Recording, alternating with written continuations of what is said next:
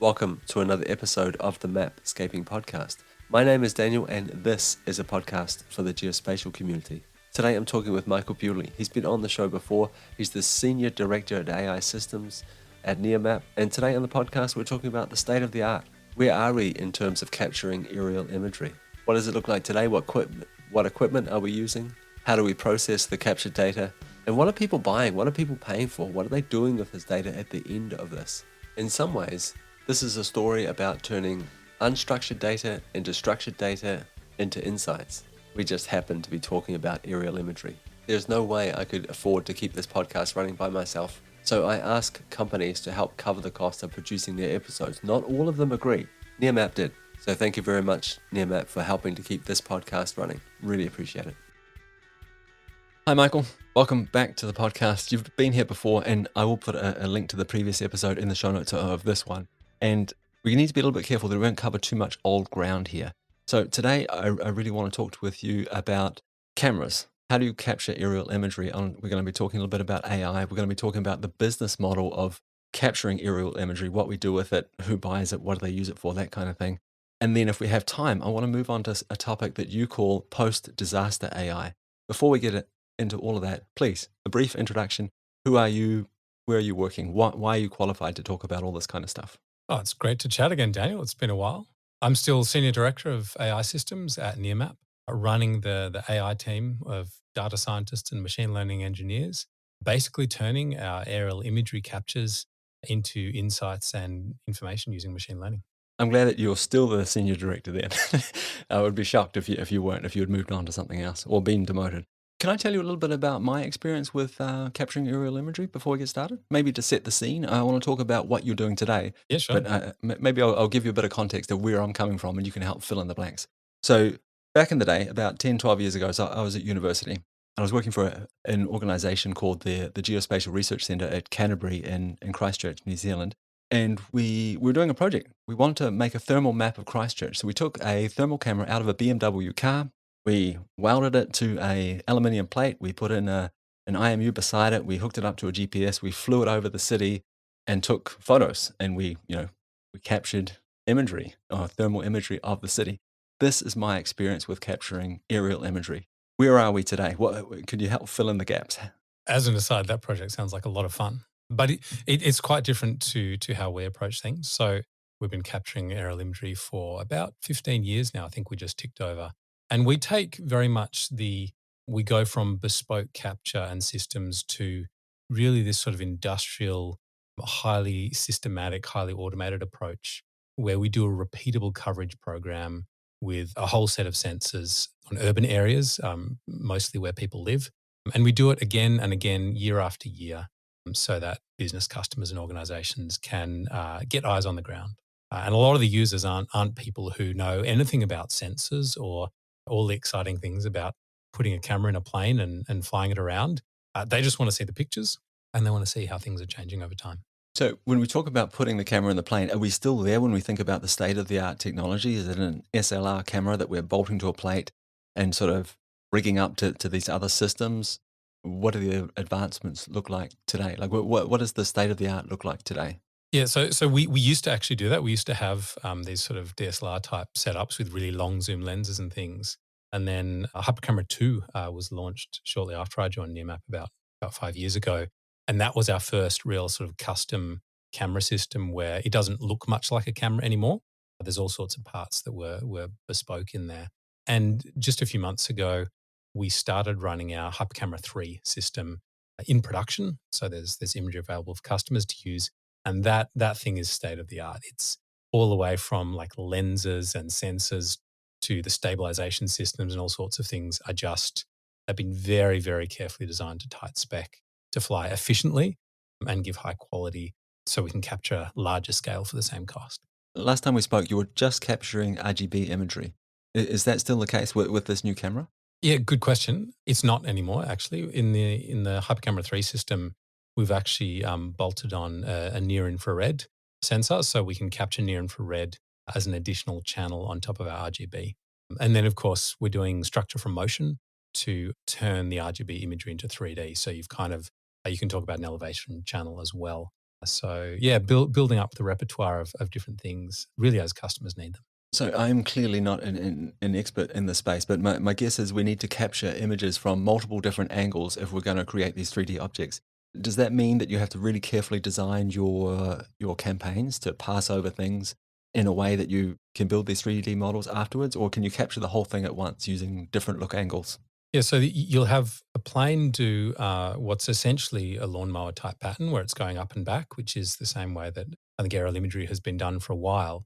What we've had in the past is four different look angles, so kind of a north, south, east, west type view at about 45 degrees, and that gets turned into 3D, but also gets used as a thing in its own right because it's really helpful to look at the side of a building or a tree or something like that. The difference with the new camera is that it does a lot more look angles and the specs have basically been designed to further improve the 3D reconstruction. Look, I've looked at some of the early imagery coming through, and it's pretty exciting, to be honest. Yeah, so in a previous call, you showed me some of this imagery coming through, and I got to say, I was blown away. The things that stuck out for me was being able to see that, like, clearly identify corrugated plastic roofs. So these tiny little corrugations in plastic roofs from the flying height was amazing. And also, I remember being able to see the grid patterns in solar panels. It was pretty impressive. So I guess what I'm trying to say is here that you've got this amazing imagery, RGB. In a previous conversation, you said that instead of focusing on capturing more channels, like more data, you're just going to capture better data with this RGB and rely on the increased amount of texture or the better texture to be able to identify objects. But in this new camera, you've got infrared as well as a channel. Can you explain the thinking behind adding a new channel and what that'll mean for you in terms of capturing imagery and identifying objects? You're right. We can get a lot from RGB imagery, and we can leverage the huge body of machine learning research on recognizing stuff just from RGB pictures that's been built up. The near infrared is useful in its own right. So there's a bunch of customers who are they're just used to getting near infrared, things like NDVI calculations. So it's good for them. But it also gives us the opportunity to add more information. So yes, we get great texture from RGB, but any additional information that the near infrared provides, we're going to be able to start to leverage that. Looking at things like, I guess, vegetation health is a big use case for near infrared in the vegetation world. So it's going to be really, really interesting to see what benefit that gets us as we recognize not just the presence of vegetation, but what state it's in. And the same with the increased, I guess, clarity that you get with the imagery. A lot of our machine learning work has kind of really pushed the boundary of what's possible with that sort of 5 centimeter aerial imagery. You're looking at not just is it tile or shingle roof, but like what's the condition? Is there rust? Is there staining? And you're trying to spot are there shingles missing? And they get pretty small. And so just any little extra quality improvement you can squeeze out there, a lot of our more useful and valuable attributes are actually sitting on that edge where you can get them, but we'll be able to get them better. And then there'll be new things we can capture and recognize that we simply can't do today. So again, I realize I'm referring back to our previous conversation a lot here, and for the listeners, this would be well worth checking out if you haven't already listened to it. I remember something about you being able to identify, 30, 40 features in the imagery as it was then, and I realize now that you've increased that to 70, 80. I'm not sure the exact number, but there was this big increase in the amount of features you could identify. And I guess my question is what happened? Is this just because of the new camera? Is it a better model? What's changed? Like what made that change happen? What we did, we're up to our fifth generation of AI system now, which that's been out for a good few months now. And the fifth generation has, I think, 78 layers in it for the more machine learning oriented people. The core of it is this deep learning model, which does semantic segmentation. And the one model actually produces all 78 of those layers as an output. And it's actually the same model that runs in Australia, New Zealand, Canada, and the US. So it's this really cool, elegant solution of one model, but many outputs. And as you add more outputs in, it's really more about crafting accurate, meaningful definitions, training the labeling workforce to label for those new things, and then just winding it into the same training process. And now that we're about 5 years into this journey, we're getting pretty efficient at that process of adding new definitions, new data, and new layers into the model. And then the existing ones improve as well because there's often if there's commonalities between different attributes, you can actually get improved performance as well as better cost efficiency doing it that way. So, the sky's the limit in terms of how many new layers we add in future.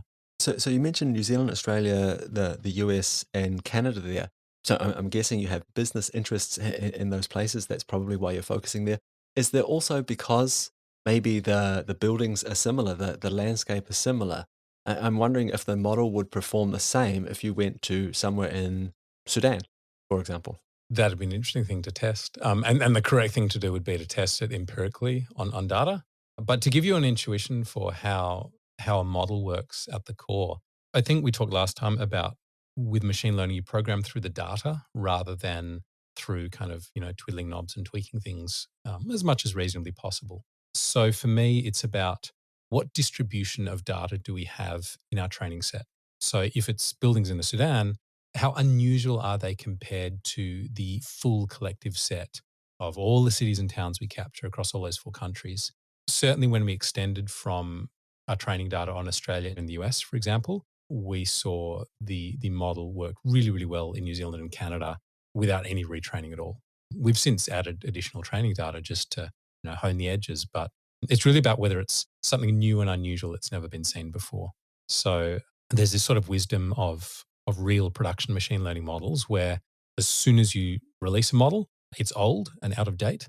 And whether that's changing architectural styles in one city or adding new areas, it's about continually adding and improving to your training set. Look, the model extends pretty well to new things, but then you kind of catch up with the training set so it can work even better. Okay, so we've got this new camera, Hyper Camera 3. It's capturing, better, stronger, faster data. Also, another channel, infrared or near infrared. Your model's improving. You're being able to identify and segment more features. This is great. Like this is amazing. What is the business model of this? Like my guess is there's some kind of imagery as a service, and there's some kind of vector maps as a service. What am I on the right path here? Yeah, absolutely. So there's for a long time, for 15 years, we've had imagery as a service customers, whether they're viewing it in our map browser tool and using it directly there. And, you don't need any geospatial skills to do that or software skills. You just in a browser looking at pictures. And then we've got API users on the imagery as well who kind of pull it into their own custom applications. There's 2-3 years ago now that we launched the Nearmap AI as a product. That was in response to customers saying, hey, can you help us recognize things in the imagery? So people have sort of vector maps as a service almost. For every pixel of RGB imagery, we're producing actually a Zoom 21 in WebMarkata set of 78 pixel probabilities for each of the 78 classes. Then we run that through a big post-processing engine, and then we make that available behind an API. So you can basically, we've got this feature API thing where you can ask for a 1 square kilometer, up to a 1 square kilometer polygon of data, and it'll give you the map. That's kind of the core of where we were maybe a year ago. The new thing that we've done alongside Gen 5 is actually go beyond that. As it turns out, geospatial things are pretty complicated. And I don't think I need to highlight that further to your listeners, but this idea that a data scientist or a software engineer can just, grab this payload of GeoJSON and other metadata and integrate into their application, it works for the more sophisticated users who have that sort of capability in-house. But now we're building things on top of that to basically make that information more accessible. So there's a whole stack of things that we're building on top of Gen 5 as really a product platform, which is still a product in its own right, but we're going that extra mile for customers who want a more direct end solution. Yeah, I can't continue the conversation without pointing out that this was a brilliant observation. Geospatial stuff is pretty complicated. I feel like this should be Tobler's second law or Michael's second law of geography. Geospatial stuff is pretty complicated. So you're doing a couple of different things here. Is this like following the same kind of ideology that people don't want data, that they want answers? Is this why you're moving beyond the vector maps? That's one way of putting it, I think. In a really practical sense, you've got a certain suite of users who have the capability to digest that more raw data. And if you want to broaden to more users, there's plenty of people who say, either I don't have the in-house capability, or I don't have the time, or it's more cost effective for me to just consume a more final thing. And so our customers, we got heaps of customers in insurance and local government and a whole bunch of other commercial type use cases. A lot of them they like being able to reach deep in the stack when they want to, and see the picture or maybe get the vector map, but they also want that really simplified output often. Sometimes as a way of getting started before they go deeper, but also sometimes just to make it more effective to get going. Are any of these, if I look at these as three different products, are any of them cannibalizing the other ones? Not really. What I find is that people seem to want that integrated stack. That's what we seem to do. I think fairly uniquely from what I've seen. I'd love to hear counterexamples, but people capturing content, doing machine learning on it, and producing end results. I don't see other people doing that. But the customers that we have, even the ones that want the end results, they want to see all the way back. Every result we give, they get a little map browser link so that they can go and look at the picture that generated that data, and it just turns out to be so useful in intangible ways. Like you have people where, I don't know, they have some other source of truth and they think, oh, well, the Nearmap data must be wrong here. And then they go and look at the picture and they go, oh, well, the Nearmap data was captured a few months more recently than mine, and I can see that that property actually got developed since. So we're both correct, just at different points in time. So it allows you to sort of reason about what's going on. And yeah, I kind of liken it to dipping back in the stack as far as you need to get the best result. Okay, so if I had to try and summarize this, I would use words like lineage and trust and reproducible results. And my guess is, and you described the world we live in a previous conversation as this post-truth world. So in this post-truth world, this is very valuable stuff. Being able to click back and say, "Oh, okay, well, I can see where it came from." A couple of questions here. How important do you think this is in terms of getting people comfortable with the idea of remote management or remote observation, remote inspection, I guess we should call it. And has anyone ever challenged you on this kind of stuff? Said, hey, look, we don't believe these results. Have you faked this? Yeah, can you prove it? So two different questions there. Pick whichever one you want and go for it. I think that concern is one that is very common to people who produce machine learning data sets in general. You tend to get your data, and there's often actually no way to prove where that data came from because it came from a variety of data sources, and you have to accept that there's a certain error rate, and that's life. But we do when you work in critical applications such as, I don't know, someone looking at assessing the risk around a property, and you know whether there are issues around underwriting that property for insurance. You kind of need to be correct, and you need to know why you've made a decision. So what people often do is that they'll challenge it, and then they'll go back and look at the image, and then they can explain it. And obviously not it's not correct every time, but that explainability from having full provenance right back to the source of truth is really critical. I think there's a couple of things in this idea of lineage. One is that post-truth world. I don't know how much you've been following things like stable diffusion and deep fakes and all that kind of thing. You can make pictures of anything now, and there's loads of research into like and adversarial machine learning. People are deliberately trying to do the wrong thing. I saw this really interesting development from Adobe actually working with Leica and Nikon. They've started this content authenticity initiative, which is basically around in this world of fake images, how do you create guarantees that what was captured on the camera is what comes out the other end of Photoshop to then get used in some application. I just think that's a fascinating initiative because it's starting to tackle this deep problem.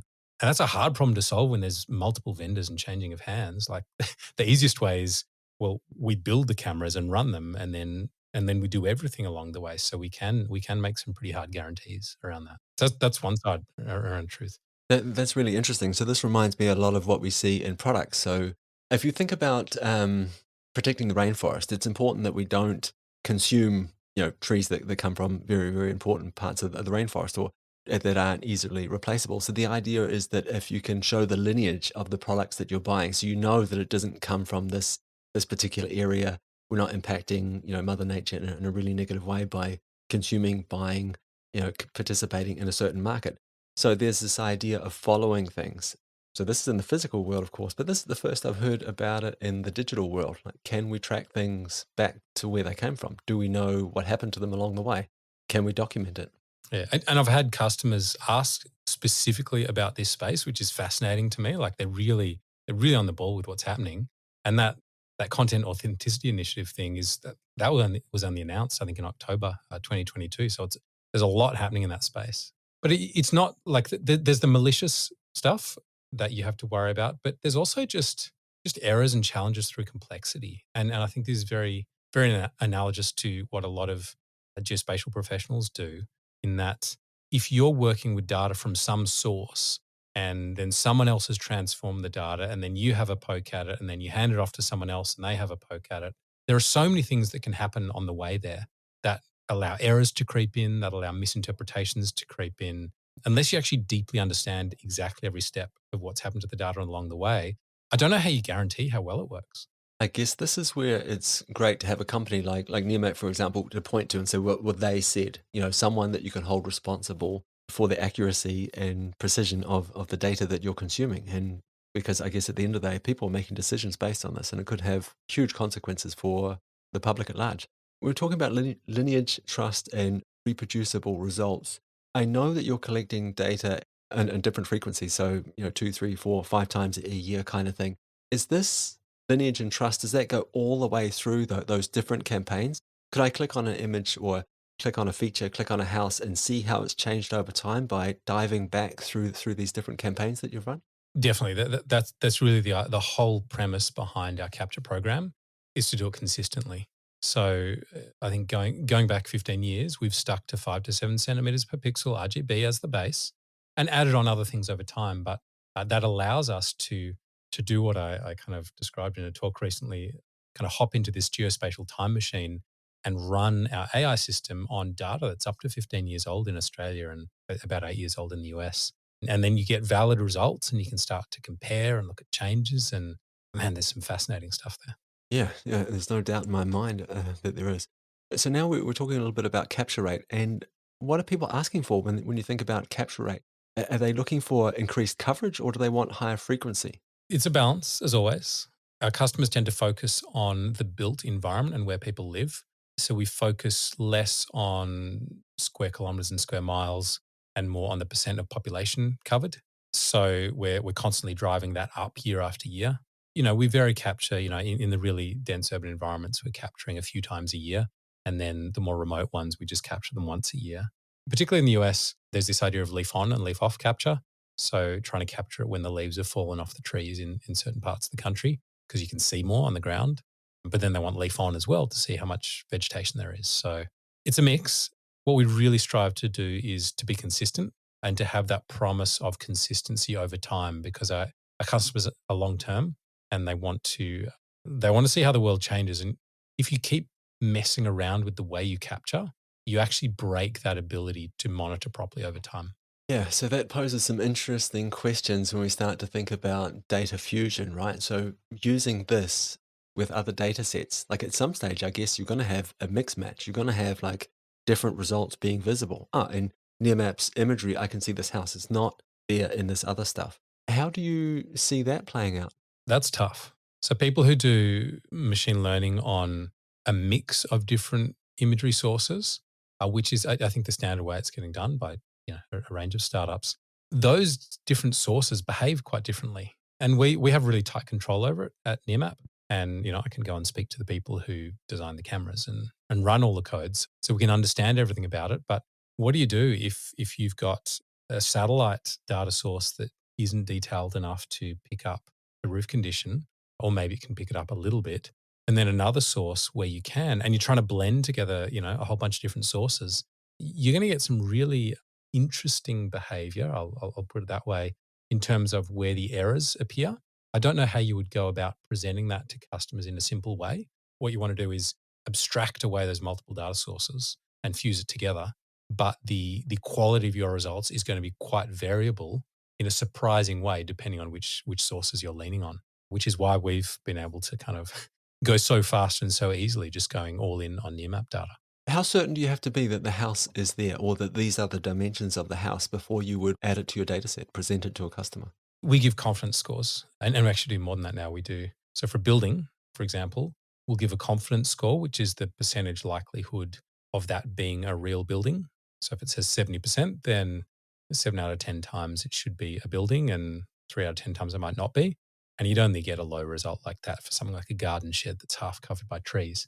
And then we give another score for buildings, which is a fidelity score, which is, given it's a real building, what is the quality of the outline on that? Because you might detect that there's definitely a building there, but the square footage might be off because of excessive tree overhang or something. So what we are on the side of doing is giving confidence in our results and being transparent about that so that customers can choose. Because your threshold might be different from mine. I might want to pick up every single possible result. Like I really might worry about false negatives, and I'm willing to take some false positives. So for buildings, I'll take in all the garden sheds and everything else so I don't miss out on things. And I'll get more false positives as a result. But if you say cut off and say I'm going to ignore everything below 90% confidence, you'll only get those ones that we're really confident about, and you'll knock out a lot of noise by doing that. So we really allow people to tune their own. And just to be clear, my understanding is this is on a per pixel basis that we're labeling and identifying these objects. Yes, at the start of the stack, but then it progresses through to being actually vector tiles under the hood, and you're thinking about the object as a whole. So the deep learning bit is pixels, but then it moves on to object level metadata and attributes and that kind of thing. So you've got things like parent-child relationships between buildings and roofs and solar panels and various bits of different roof materials and conditions and that kind of thing. And I guess all of that is information that you can use to reinforce your decision or bolster this confidence level. A roof has to exist on a house, for example, that there is that relationship. Yeah, well, so that actually happens a lot in the single global machine learning model. So if you built separate models for everything, then you could find some post hoc way of helping to reconcile the data. But the model itself is actually, it's simultaneously assessing whether it's metal roof, whether it's a roof, whether there's a solar panel, and whether it's rusting. And the deep learning model will actually share features amongst those layers. And that's why you can get better performance as a result. Whew, we've come a long way already. So the promise at the start of this was we're going to talk about like the state of the art in terms of aerial imagery, or capture of aerial imagery. We've done that. We talked about the camera. There's been a little bit of AI sprinkled in throughout the entire conversation, and we talked about business models. I want to move on to something you call post-disaster AI. So let's start with a brief definition of that. What is that? What is post-disaster AI? If we start with our post catastrophe imagery capture program called Impact Response, it's similar to our standard capture program where we put a plane up and capture, but it comes with this promise of capturing certain types of disasters, like just after a fire or a hurricane event, for example, that we get out there often within hours or a few days as fast as we possibly can and publish the imagery. So that's out there already. And what we've done with the AI, instead of just looking at getting results we used to promise about a month, just recently, really, we've fully automated that process. So surveys get processed by the AI much, much more quickly. And they're identifying various types of damage. So I think most surveys are going to be going through in less than a week now. And that time's going to come in and in and in as we work on it. And then if someone's trying to figure out what's happened in a disaster, it could be an insurer deciding, where the claims are likely to be, or a local government trying to figure out how to respond to this. Not only can they see the imagery, which is there today, but they'll be able to see the analytical results. So we ran a whole heap of imagery on Hurricane Ian in the US within really a few days of capture. And you're starting to pull these high-level statistics out of huge areas on how many square miles in total of damaged trees or damaged roofs there are, or junk and wreckage and that kind of thing. It becomes really powerful in helping you perform a rapid response. So I've often heard people talk about AI in terms of computer vision when they're looking at imagery and trying to identify things as trying to recreate what humans can do. So looking at things and saying, oh, if a human can identify that, then we should be able to identify it as well, which is a huge problem to solve. But when you're looking at these huge data sets over these vast geographic areas, and you're doing it on a regular basis, when do you think we're going to get to the stage where instead of just describing the world around us, using AI to describe and identify features and saying this is the way it is today, when will we get to the stage where we predict what it might be in the future? We're pretty much there today. Huh. It's really exciting. Like there's a long list of things you can do in that space. If you start with that post catastrophe AI, you get this virtuous cycle. So let's just imagine you've captured an area before a disaster, and then you capture it after with imagery, and you've got the AI results from before, and you've got the AI results from after, and then you can get human experts to validate, and you can basically make sure that you find every single building that's been damaged and every single one that survived in the path of a hurricane or after a fire's gone through. And what that gives you is it gives you a before and after kind of post catastrophe loss data set. And from that, you can say, given the information I know about this building prior, what's the likelihood of that being damaged in the event of a fire or a wind event or something like that? So the fact that we capture this repeatable longitudinal data allows us to look even more generically than post catastrophe, just really an event has occurred. You've got a before and an after, and you can use the information before to predict what might happen after. And you've got large scale data sets that get generated to first train the model and then validate how accurate it is. So this is moving away from there is a tree to that this is something a human can see, a human can identify, and perhaps giving it an associated risk. So a human couldn't just look at that and say, okay, there's a risk here. Is that what we're talking about? Yeah, you're operating in a different domain to the direct, machine learning on an aerial image to identify things. Because that kind of stuff you can get crazy accurate. Like I can't remember the percentage of buildings that we have where we're like 99% or better sure that it is a building, but the accuracy is just, you can basically beat human accuracy in a practical sense.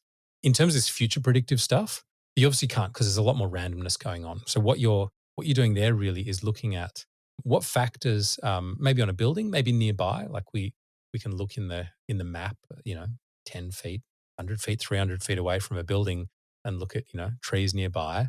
And we can say, well, what impact does that have on the risk? Does it make it twice as likely, three times as likely that the building is damaged? So you're not getting the same level of certainty as what's in the image, but really the ideal data set on which to build a good predictive model is one that is geospatially distributed, that is captured consistently over time, and one where you can really quite easily hunt out all the damaged buildings and all the survived ones.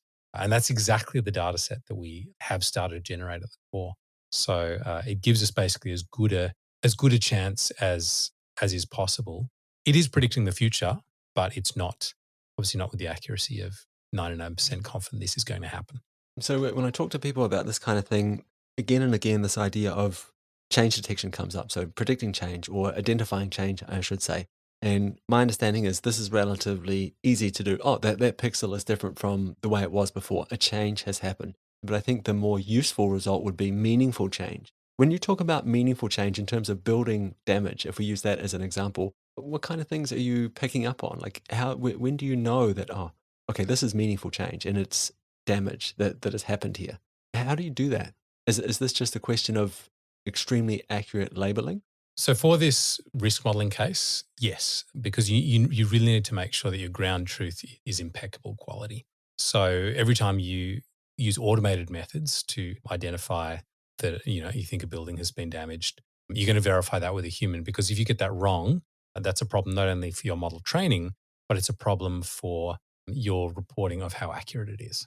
So for that case, it's really called auto labeling is the machine learning term where we're using these automated algorithms to sort of bootstrap a high quality labeled data set much more efficiently than just hand labeling every single property.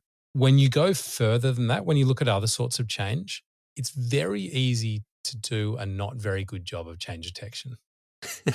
What I mean by that is you can take our vector map on two different dates and you can just subtract them. You can say, well, let's do some intersections and all sorts of things. But things shift a little bit. Let's imagine that changes that are meaningful occur 1% of the time. Now, if your model kind of gets it wrong inconsistently 1% of the time, that's pretty good, right? You're right 99% of the time. But if you then look for any changes in the before and after and you go fully automated, if you've got 1% variation due to noise and 1% variation due to real change, that's the signal, you're basically going to get it wrong half the time. And that's what makes change detection such a deeply challenging problem. It's not that it's hard in concept, it's the signal to noise ratio. It just kills you every time. So for that, you then need to start looking at things like multiple dates within your models. Look, there's things we're doing in that space, and we have a delightful data set for that kind of analysis when you've got, in some areas you might have 100 or more historical captures of one area, and you can do a lot with that kind of data. So early on in the conversation, we talked about this business model. So the business of imagery as a service, vector maps as a service, and then like building these reports on top of that. When you think about what we're talking now, like predicting change and identifying meaningful change, who's buying that? Like, who are you building these solutions for? There are some people who want it now, and there's, people in local government and insurance who say, yeah, I need to know where the changes are. But it becomes over time really everyone who's using this kind of data. And maybe I'll throw out the idea that from time to time you see these open source data sets get released that might be, a whole stack of buildings or roads or whatever else. And that's great. They're really useful for people. People jump in and use them. Or they create their own, particularly in the local government space, they'll do what's called planometrics, which involves a lot of sort of hand drawing of stuff, and you craft this beautiful data set. Now, what if you get a fresh data set multiple times a year? What do you do with that? Do you just chuck out the old one and swap the new one in? Usually what needs to happen is people have to figure out where meaningful changes occurred and then figure out what to do about that. So really it's the rapidity with which these automated data sets are being produced. And, it could be 3 to 6 times a year in some places, which is just crazy when you're looking at people who are updating data once a decade. If you're updating with that frequency, you have to solve change detection because you need to acknowledge the way the world is evolving in very near to real time. My guess is the insurance industry would be interested in this kind of stuff. Am I right? Yeah, for sure. So, when they're, renewing policies and that kind of thing, they're looking at whether has there been meaningful change to this property or not, because that tells you a lot about how you need to renew it. And same with, in local gov, there's the classic case for change detection there is people looking at tax assessment and saying, have people done further development on this house that then needs to go and adjust how their tax works so that we can make it fair across all the different buildings. But frankly, anyone who is wanting to hoover up data at a regular rate, that regularity just creates this problem which change detection is needed to solve. So I want to move on a little bit now and sort of talk about some more high level stuff. You've done a great job of sort of walking us through what Nearmap is up to and the business model, the different data layers you offer, some of the AI magic you're doing on that.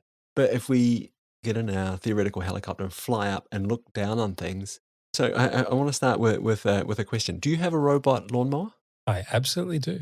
Do you have a wire cable in the ground that shows the lawnmower where the boundary is? I do indeed. So what you've done is you've changed the world to help this robot navigate. We see that in different places. We see when people talk about automated cars, like self-driving cars, for example, we think about how are we going to change the world? Like how are we going to make the signage different? Are we going to put different lines on the road? What objects can we create to help robots, machines navigate the world? Do you see anything like that on the horizon in terms of can we do something? Are we going to change the physical world to help the machines, to help AI navigate it, to help it see features and more easily identify them? Or do you see the future of AI be more and more like humans? Look at the world like humans. They do a great job of navigating. Instead of changing the world, just be better at identifying things the way humans do. I think it has to be the latter. If you look, for example, at the Tesla philosophy for autonomous cars, they take this interesting line of only using vision primarily. The hypothesis there is that because roads and signage and everything are built for humans to navigate visually, if you can't grapple with that, if you can't recognize things as a human does, there is no way that you can solve it. Right? You might get 90% of it done or 95% or 99%, but that's not good enough. You've got to eke out all those corner cases. So that, they push very hard down the vision path because you can't expect every single road to be changed in response to what you're doing or a map to be created that is perfectly up to date. What we do with RGB imagery is recognize whatever we think a human can recognize consistently, right? Because that's necessary for human expert labeling. And the state of the art for modeling is that you can absolutely reach that human performance if you label right and keep the data clean. Now, there are things that people want to know about that aren't visual from the air. And that's where, you have to look at other data sets and other ways to blend things in. Obviously, you can't see inside a house from the air, but I don't know, it's a big ask to ask the world to change to support robots. I just don't see it happening to the extent that's necessary to solve corner cases. Okay, so yeah, and I totally appreciate that side of the argument, and thank you very much for sharing that with us. Are we setting the bar too low when we think about our human ability as the baseline? So at some stage, early in the conversation, we're talking about you identifying these risk scores, for example, and it's basically talking about things seeing things that humans can't see or can't build, can't piece together to create something. You're doing something, you're going beyond the human baseline. When you think about machine learning, AI, especially in terms of computer vision, are we being unambitious when we set the baseline at the human's ability, our ability to identify things? I think we're setting it too low if we look at single image. Absolutely. That's kind of where a lot of the research has been. So what you consider reasonable for the model to detect is what a human can see in that image. But what we've done since day one is let people look at multiple pictures, and you get a really fascinating side effect of tree overhang on buildings of all things. So if you get a human labeler to label where they know a building's roof to be and let them look at multiple dates, they can actually draw out the area under a tree pretty accurately, unless it's really deep under the tree. And then they draw the tree, and the model can actually learn to guess really quite accurately how far the building extends under the tree, even though you can't see it in that image. Wow. Yeah, if you use multiple images, that's certainly where you need to be. Like it's about, I don't know, it's very theoretical to worry about accuracy against what can be seen in an image. That's what most people do. If you worry about accuracy against what is physically present on the ground to the best of your knowledge, that's the real baseline that matters, right? If you have someone using your data, they don't give you any prizes for saying, oh, but it's hard to spot in that particular image. They don't care. It may not even be relevant to them that the data came from aerial imagery in the first place. They might just be looking for data set of where the solar panels are. I want to round off this conversation with with what might be a little bit of an unusual question. Given that we've been talking about how accurate your models are and how hard you're working on to create these incredibly accurate and consistent data sets. Let's say I have a house in New Zealand and I don't want you to know that I've built an extension onto it. Could I hide the extension on my house from you, or what would I have to do to that, or what would I have to do to hide it, to make it invisible? You could certainly get into a really, really fun space of adversarial machine learning where people build physical objects to trick a model. You need to know quite a lot about the model for that, though. So that's probably not very practical. Look, because we're taking our pictures from the air, really from perspectives that anyone can see, whether they're in a plane or walking past on the street. It comes down to that same question of, well, can someone walking past see it? So sure, you can hide it, but I live in an area where if you start a renovation, the second it's started, your neighbor walking past you on the street says, "Oh, I see you've started a renovation." It's there's not much hiding from the physical environment. These are open, visible things that actually impact others. If you look at hard surface in your backyard, that impacts. The runoff will impact your neighbors, and people see that. It's challenging to hide. I appreciate that. Any issues with privacy? So I think we saw was it in Germany where there was some controversy around Google Street View? Have you run into anything like that where, hey, like my property, this is my private life. Don't look in here. When you're in that space of using AI to identify things, whether it's facial recognition, that gets super controversial, it's a good position to be in, to be sitting back from the state of the art. Like I don't want to be in a place where we're pushing the privacy boundaries and kind of trying to culturally change what's accepted. So if you look at things like Street View that have really set that boundary, we can't see faces. So there's nothing to blur because we can't see faces or number plates. We're at a greater distance. And we also capture, the focus is really the built environment. It's not people. When you capture at an arbitrary time of day on a few times a year, even if you wanted to, there's no reasonable way to track individuals. It's really about looking at how the environment is changing and how our urban spaces are changing. And as with all these things, look, everything comes with risks. But what it comes down to at the end of the day is it's a cost benefit trade off. You've got to mitigate the risks as much as you can and ensure that value is added. And I think we're adding a lot of value. We've done, look, we haven't even talked about it, but we've done some really cool stuff on national scale tree studies in Australia and the US, kind of looking at where the trees are and urban heat island effects and that kind of thing. You can do so much good with this data.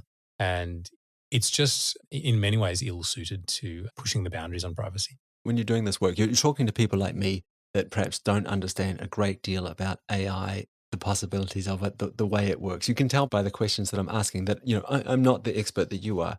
What do you wish people like me understood about AI? Is there any question that comes up again and again Is there any like, oh, if only most people got this, like the world would be better? Certainly the thing which would make my life easier, kind of being selfish, is if people understood the difference between a demo and an early stage POC of AI and actually what it takes to build these systems that operate consistently at scale over time. Even as an expert, you've got to really read between the lines to know what's going on and to know where someone's at with a solution. It's very easy to pass off an early stage demo or POC as, oh, look, we're just this one little step away from a product. And that's something I personally find frustrating because it's really hard to explain without getting super technical what that gap is. And that gap is at least an order of magnitude of work. That's the tough bit. Can you give us an idea of the kinds of things we should be looking for? Because I think all of us in this space see stuff like this all the time. We're like, oh, we can do this. We can identify everything on the planet. Like, we're using a cell phone to do X, Y, and Z. And I'm optimistic. I want to believe this. Can you give me a few ideas of the things I should look for in these pitches, in these demos that, or the kinds of questions that I should be asking and to figure out like how close are we to a production ready system? The biggest one in the geospatial context has to be the ability to choose an arbitrary location. And what I mean by that is, look, every slide deck, everyone to some extent cherry picks the results they're going to show, right? They show the beautiful house that's been picked up perfectly and that nice little bit of roof damage or whatever it is. And they'll show their shiny example and they can show 2 or 3 examples before people get bored and they go, wow. What you do sitting there is you infer that that's how it performs everywhere. And that's not the case. So what you want to do is ask for samples in, can we call up that address? What does that look like? I know that one. Or we look at an area. We're really big on not giving people arbitrary performance measures because you can cheat them so easily, right? I can make an easy test set of easy houses and get 100% performance if I want, or I can make a really hard one and get really low performance. So we're really big on giving people samples that are meaningful to them. So if it's a local government area, then give them a sample from their area. If it's an insurer, let them actually choose their own set of locations. They'll choose a random subset of locations sprinkled throughout their policy book, and they'll look at the data and you got to be really open about that. That's the only way to do it fairly. There's no other way really. Again, we've come a really long way in the conversation, and we've got a lot of valuable insights in terms of what you're doing, how you're doing it, and the way things work today. I guess the question is now, like, what is this going to look like in the future? So we've got imagery, we've got vector maps, we're building these answers on top of the vector maps. Is that it? Are we done now? Is it just a matter of like rinse and repeat and do all of those three things better? Wow.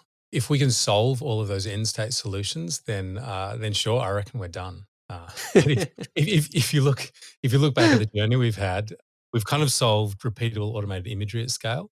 Then we've solved these kind of AI vector maps at scale, and we can just keep packing on more and more layers and attributes there.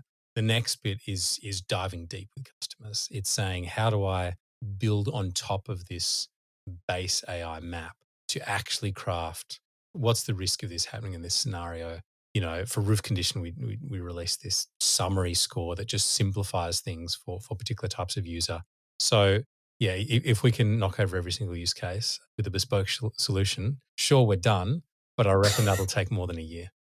I realize I glossed over that a lot, but thanks for setting me straight. Just focusing on these three different states that we talked about. Could you have done any one of those without doing the other? Are they like interlocked, interdependent? Could you have hopped over the vector maps and gone straight to providing these answers, to doing analysis and providing that as a service? You can, and I've seen people do it. So that's where instead of starting with that foundational play of how do we do this efficiently at scale, you actually start with the customer and say, how do I cobble together some system or model that solves your problem? That works really well initially when you want to solve one particular problem. The issue with that is when you want to do it again, you pretty much have to rebuild your whole stack. And then you do it again and rebuild your whole stack again. So if you want to solve a lot of those solutions or solve them with great efficiency, you can't skip it. So maybe you skip it early on to get some solutions and then go backwards and kind of have to rebuild everything. We really had the fortune of being in a company where they understood long-term technology development. You don't build a camera system overnight. And in the same way, you don't build an AI system overnight. So we were given the license to build those core foundations correctly. And now you're really starting to see the benefit of that, where we can, just pack in new layers for all sorts of different customers and do some Like the tree study was really quite easy, relatively speaking, to do, just as an add-on. Pull a bit of data, look at some results, and you're done. Building the foundations allows you to do that third step with much greater efficiency. That's what I'm really excited about. Thanks very much. This has been awesome. As always, I learn a ton when I talk with you. I hope the listeners have learned a lot as well. Where can we go? So you work at Nearmap. I can put links to that in the show notes of this episode. Where else can people go if they want to reach out to you, learn more about this stuff? Is there any product demos we can click on? What can we do if we want to know more? I'm on LinkedIn, Twitter a little bit as well, but mostly LinkedIn. If you want to reach out, I'd love to have a chat. Always open for a chat. You can see, if you want to hear more about the things I've talked about, I've got a history of my Navigate presentations. So we do this company conference every year. So you get this really nice story of 4 years of the progression of what we've built, which is a really nice way to get your head around what we do. But yeah, just hit me up for a chat and I can help point you in the right direction. Excellent. Thanks very much for your time. Really appreciate it. Great talking. So I really hope you enjoyed that episode with Michael Bewley, Senior Director at AI Systems at Nearmap. Michael's a really good follow on Twitter, so I'll put a link to his Twitter account in the show notes of this episode, and you can also reach out to him on LinkedIn if you have any questions. I mentioned right at the start of this conversation that Michael's been on the podcast before, so today in the show notes you'll find links to that episode. You'll also find links to other episodes that are related to image capture. One I think you might find particularly interesting is an episode with a company called Urban Sky, and they are using stratospheric balloons to capture high-resolution imagery. It's a super interesting concept. And again, there'll be links to all this in the show notes of this episode. So thanks very much for tuning in again this week. I really appreciate it. You're more than welcome to reach out to me if you have feedback, questions, or ideas. The best place to do that is at mapscaping.com. So you'll find my email address there. You'll find links to our social media profiles. And I would love to hear from you. Okay, that's it for me. I'll see you again soon. Bye.